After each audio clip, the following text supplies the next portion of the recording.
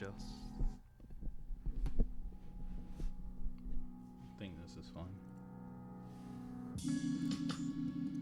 That's very loud. Oh man. Well, go on. Um. So I'm going to not tell you my name and just tell you my story.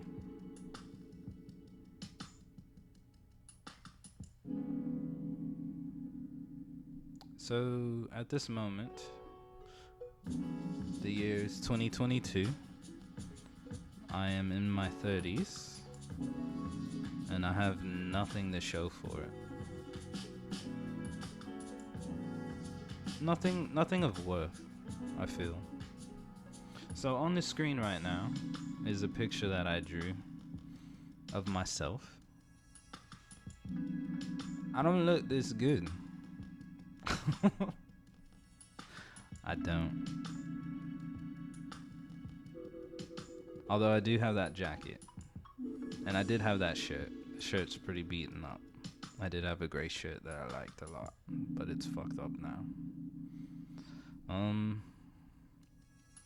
But yeah, I think I'm having a midlife crisis for a number of reasons. Things that are just beating me up inside that I felt like if I recorded a video of me being vulnerable about it, maybe it won't hurt as much.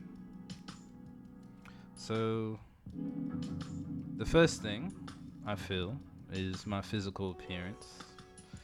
I'm not ugly or anything in the face, but I'm ugly because my hair has been falling out. Since 2019 till now, my hair fell out and then has been growing in ugly patched areas for a very long time. I have a lot of bald spots in non-conventional bald spot areas, and that makes me terribly sad when I look at myself in the mirror. I drew the hair on this character of myself this way because that's how I wanted my hair to look. I actually never in my life got to grow my hair out, and the one time that I kind of finally wanted to or could, I couldn't. So just a premise before, or I guess we should say prologue. Before the pandemic started in 2020, I had recently been in the military, and of course, you know, the military has their own regulations as far as how you should wear your hair. So I had to deal with that, which was fine. And I looked good in uniform, so I didn't mind too much. But work started to burden me in ways and became very stressful. And I was very irritated every day. Even though I was good at my work, I wanted something more, and I felt like the work that I was doing wasn't that great. So then, you know, I looked to train in something different, but there were a lot of not a lot of loopholes, but a lot of hurdles, you know, to move to something better. And it was so many that like it seemed impossible. Like I was running into so many different walls for no reason, trying to be in a different part of the military, trying to serve in a different way, and it just felt like it wasn't happening. While I was trying this, I had met someone, and well, at that time it was fortunate because I was falling in love, and she was very beautiful, and I was crazy about her. This was while I was in Japan, and I fell in love with her, and I wanted to be with her so bad. So much so that I proposed to her, and she said yes. And I remember asking her, I was like, "Are you sure that you want to marry me?" I was so excited, and she was excited too, and she said yes. But after that, you know, work continued to weigh on me in the ways that it did, and it made me want to quit. And I would talk to her about it, like, you know, I need to quit. This is making me too stressed out. I don't like the things that I'm doing every day, even though I'm good at it, even though I'm taking care of the people that I need to take care of. This job is too stressful for me. I want something different, and they're not giving me something different, so I want to quit. And she said, okay. And I said, all right. And I quit. And so after 8 years, I quit. And, 2019 had just hit. And so I left the military and was still in Japan and was able to stay with her. And I was afraid that I'd be leaving her behind if I didn't quit. So I was happy because I could finally be with her. And I got to be with her for 3 wonderful months. Well, 2 wonderful months. Because on that 3rd month, I found out that she was always cheating on me. And I had to deal with that reality. And when I found out, I was heartbroken. And I knew what I needed to do next was leave, because she clearly didn't care about me the way that I cared about her. Our relationship was a lot of us being very honest with each other, like majority of the time. I always told her, you could be honest with me about anything, like it's cool. And she lied to me when I could finally be alone with her, like honestly, like live with her. She decided to finally be honest about not being honest, and that she was cheating on me with someone. And the worst part of all of that was, yeah, she cheated on me and stuff, okay. But like, when we broke up after that, she ended up marrying someone totally different than the person she was cheating on me with. Literally, like a month later, she married a totally different person. So I had to deal with that. I was broken after that, most definitely, and I couldn't figure out what to do next. So I just took what I had and I left Japan. I didn't know what my options were in Japan, and so I just left.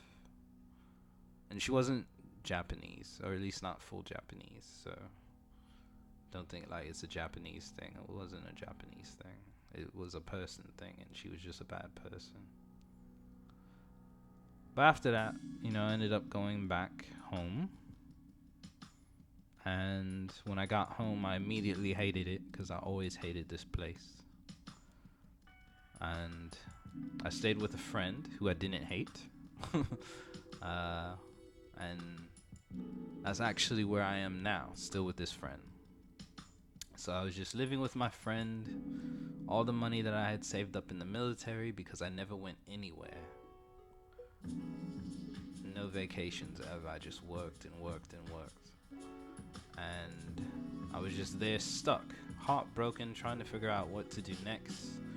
And if you look at the screen, you can see this picture that I drew, so you could tell that I'm okay at art. I'm not good or anything, but I thought I'd try drawing. So I bought a Wacom tablet, Mobile Studio Pro, and started to draw more. And it was very frustrating because I sucked at it, and I didn't know what to do with the art skill that I had. But I just kept drawing because it made me feel better. And it amounted to nothing because I never got to use it on anything that would lead to me having work or anything like that. But I felt kind of better for a little while. But anyway, so 2019 ended that way for me. In a country that I hate. Well, in a place that I hate. I won't say a country. A place that I hate. With a friend who I cared about, but it was kind of annoying to share space with. And I couldn't figure out what I wanted to do next. I had no plan outside of her, so I was kind of lost and broken in my own way. But I was broken for too long, because, the very next year, what hit the world? Coronavirus. And so for the whole entirety of 2020, I was unemployed because you couldn't get employed during coronavirus. I was living off of my savings, watching it slowly diminish as the world was trying to figure out if it was going to end to a virus or if we could recover from it. Of course, we'd recover from it. All you had to do was social distance and let the big wigs at hospitals figure everything out. And of course, they did in their own way. And the pandemic became less of a scary thing after being an extremely scary thing. 2020 finally happens, I guess around mid 2020. Oh, excuse me, 2021. I guess around mid 2021, things started to return back to normal and people could seek employment. But what changed around the world was companies had to let people go in 2020 because of health concerns and them not wanting to pay, for those health concerns, or to mitigate for those health concerns. So companies all over the place were in need of employees. And this was a good thing. If you were a very upper tier employee, companies got to pick and choose who to hire back, and they wanted the best of the best. They want the best of the best, like even still today. And I had been searching so hard during late 2020 till present, and I still have yet to have a job that's good. I have a job. I work teaching English for a company overseas, but I do it, online. But the country that the company's in, it pays me a fair wage if I lived in that country. But I don't live in that country. I live in a much more expensive country. So the wage that they pay me is only enough to buy food with. I've been working for this company since April 2021 till now. And I've never made more than 200, maybe 250. I've never made more than $250 in 1 month. So that's the type of job that I have. I have just enough money to spend on food and nothing else. I have a phone bill. And that's about it. And I have a new girlfriend who's kind enough to pay for that.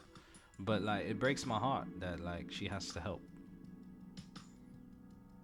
It breaks my heart that I can't help myself. And I'm in my 30s. I decided, of course, to go back to school. But I just found out from an admittance email that my GPA, which of course I have to rely on the one that I had in high school, was too low for the average students that they get admittance for. I wanted to go to school to learn Japanese so I could go back to Japan and live there. But the school doesn't want to take a chance on me because of my GPA and how it was in 2007.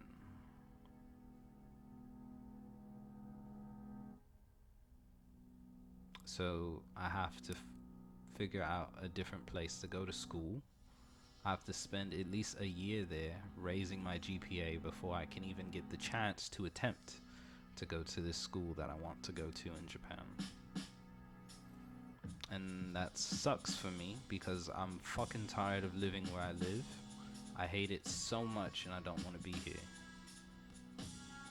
Every day I wake up, since I've been here, every day that I've woken up, I've been very irritated that I didn't stay in Japan. I should have stayed in Japan and let the pandemic hit me while I was there.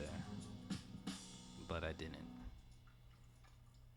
And I've been stressed out ever since.